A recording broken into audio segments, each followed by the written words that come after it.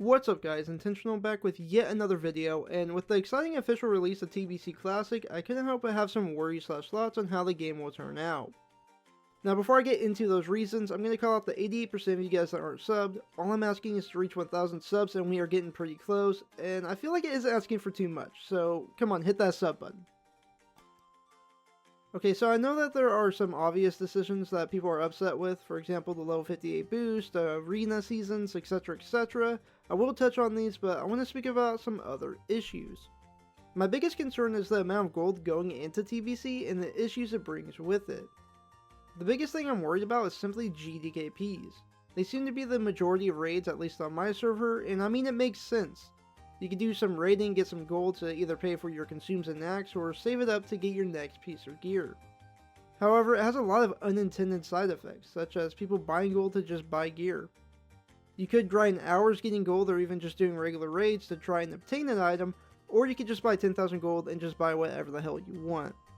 This essentially makes the game pay to win for a lot of people, and for the people that aren't paying for it, well, they're getting affected as well.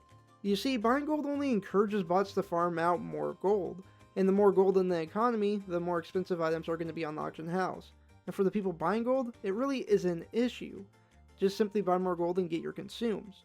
This will mainly affect players that are not buying gold and simply want to play the game normally. However, my worry is that GDKPs stay the norm going into TBC.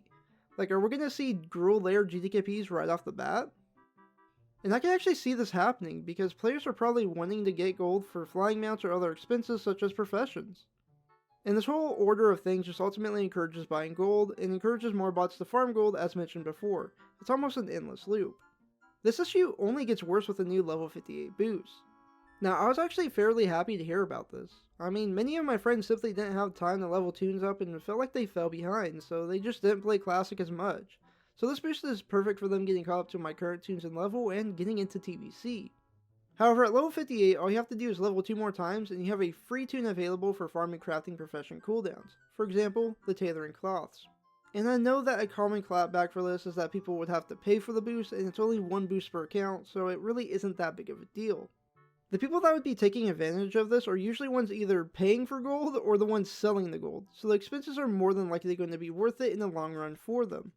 Not only that, but there are certainly ways around paying the full sub fee. And at this point, I think Blizzard really doesn't care. Overall, it means more money in their pockets. Essentially, I'm worried that you're going to try to farm out in the open world to only find a bunch of bots everywhere, to only say screw it and decide to buy whatever you need from the auction house, to then find out that the prices are crazy and that the best solution is to join GDKPs. Now, I don't know if this should even be considered a worry because it's going to happen. But I really hope that people will take it a bit slower in the leveling process in TBC. Classic was nice, but I feel like you only really got legit leveling experience the first time around. And even that was debatable because of the cleave farming groups and whatnot. I know it's going to happen again and people are going to rush to 70 and probably dungeon grind it out, but it did kind of suck leveling my second character up at like phase 2. There just wasn't much going on, and at that point I think dungeon boosting was becoming a thing if not already a thing. Also dungeon boosting, are those going to continue? There is a cap on AoE abilities in TBC, and I wonder how this will affect the entire boosting market. I'm sure there will be workarounds, but it would be nice to see the open world be a bit more lively. My last big worry are the leatherworking drums.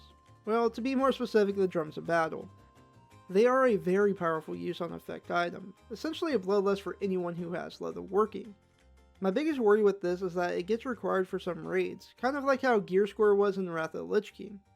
Now, I know I'm being super on the extreme side for this, and I don't think it will pan out that way at all, but a little piece of me does worry that if you don't have leatherworking on your character, then you're going to be put behind someone who does nearly every time, when it comes to pugging situations.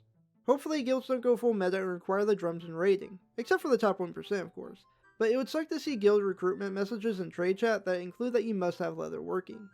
Thankfully, it looks like Blizzard will be addressing the drum situation, and hopefully it works out in a way that it isn't required. With all of this being said, I have to say for the most part the changes that Blizzard are making look very promising and my hype for TBC grows even more. But what are your thoughts on this conversation? Am I being a bit too much of a wimp, or are these some valid concerns? And maybe I didn't mention something that you are actually worried about. Let me know in the comment section down below, and if you liked the video, hit that like button, it really does help me as a content creator. If you want to see more from me, then hit that sub button. Hope you guys have a great day, and peace!